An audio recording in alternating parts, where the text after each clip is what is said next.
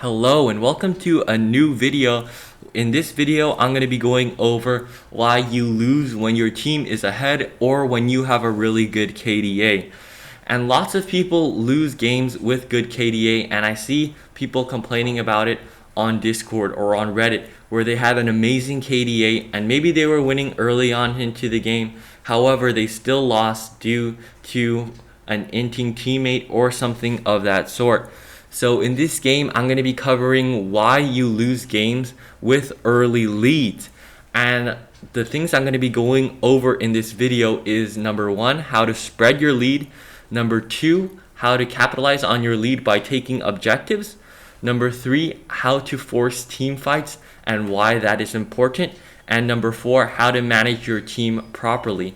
And there's going to be timestamps in the description or on the screen if you want to skip to a certain part in the video because I value your time.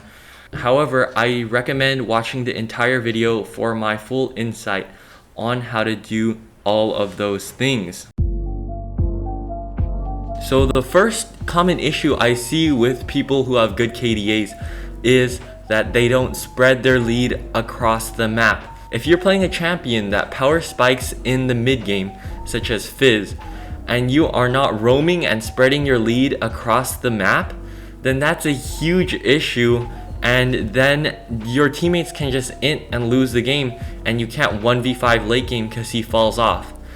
Instead of just killing that enemy over and over again, you can go and spread your lead around to someone who scales better in the late game.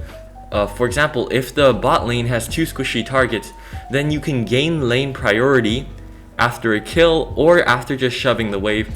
You can roam to the bottom lane and spread your lead by helping your ADC and support out, who can help you out more in the late game. Every time you kill your enemy laner, if it's consecutive kills without them getting any kills or takedowns, you'll be getting less and less gold.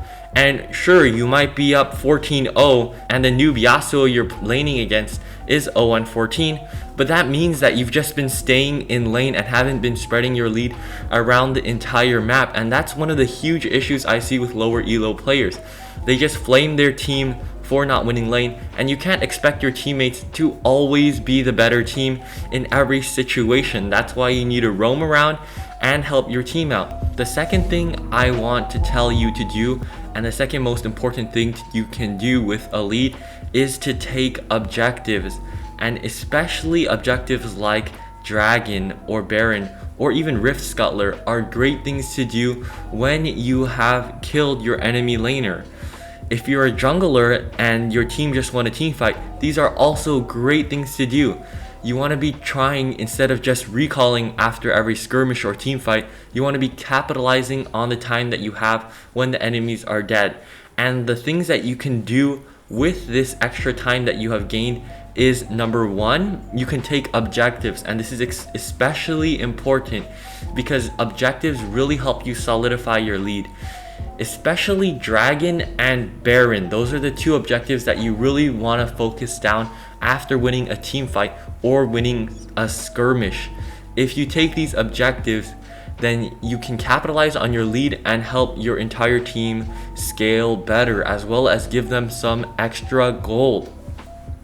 So other than taking those main objectives, you can also be taking Rift Scuttler to get that extra vision and movement speed in the river. This is one of the most underrated objectives in the entire Wild Rift.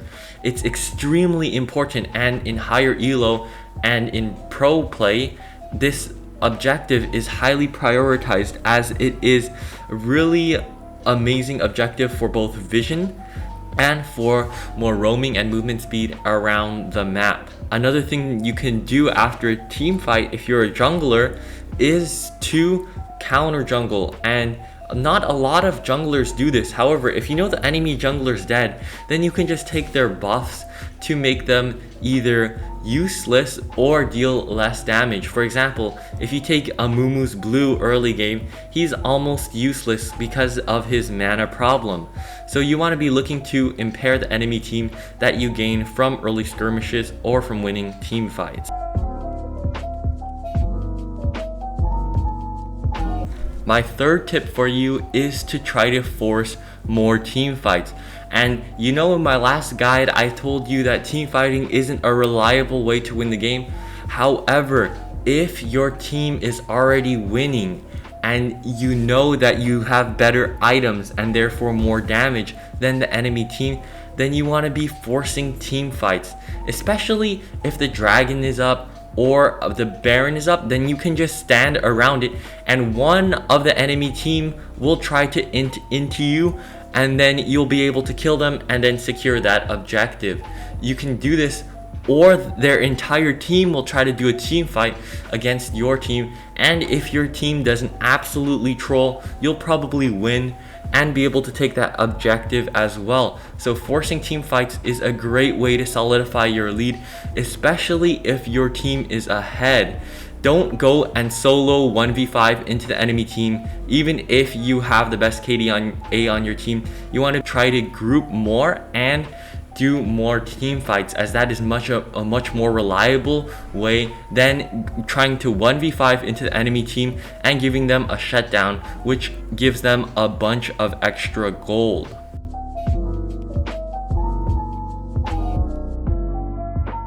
So my next tip for you is take Rift Herald.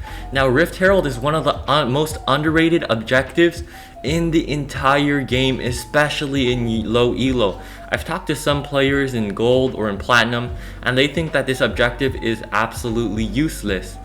However, this objective, if used properly, can be your key to winning games and closing them out, especially after team fights or after successful gank. If you're a jungler or you have the Rift Herald, then you can place it into a lane after killing them, and this will allow you to push the lane, sometimes even taking down their inhibitor turret with this objective. It's highly underrated, so you want to be using this properly and using this correctly to spread your lead. Any champion in the game can take this objective by themselves.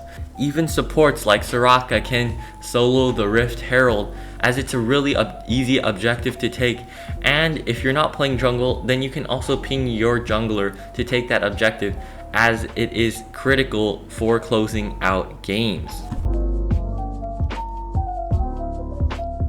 My last tip for you is to manage your team properly. If you are winning the game and you're carrying and you have a really good KDA and your team's winning, especially in the late game where the tides can turn at the slightest thing, you want to be making sure to manage your team properly. This means using the chat function to tell your team what to do. For example, if you have a top laner who's great at split pushing and has teleport, tell your team to group 1 and 4, with the split pusher being the one with teleport. That way you can end the game quicker. Also, don't flame your team, even the people that are feeding, as this will sometimes just make them AFK and play worse. If your team is being toxic, just mute them, because it's not gonna help just listening to them argue amongst themselves or flame you. So you want to be muting them if people are being toxic. However, if you are carrying, you can probably micromanage your team and make sure they're doing the right thing, and they'll probably listen to you because you're carrying the game.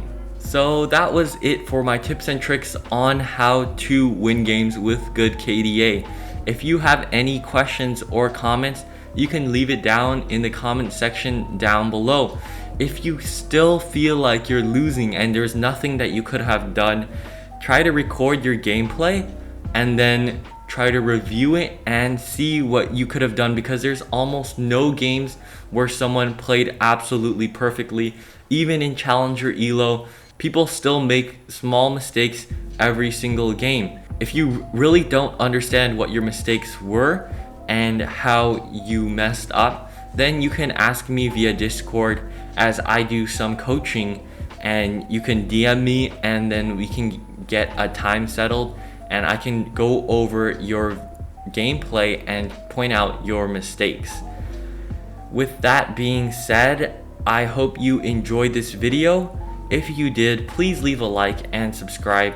Recently, I've been flooded with viewer requests for different champion guides However, I really wanted to make this video because it's a concern that many players in Wild Rift have, especially in Discord and Reddit, where I see a lot of people concerned about this kind of things and complaining about it. So I wanted to put this video out for you.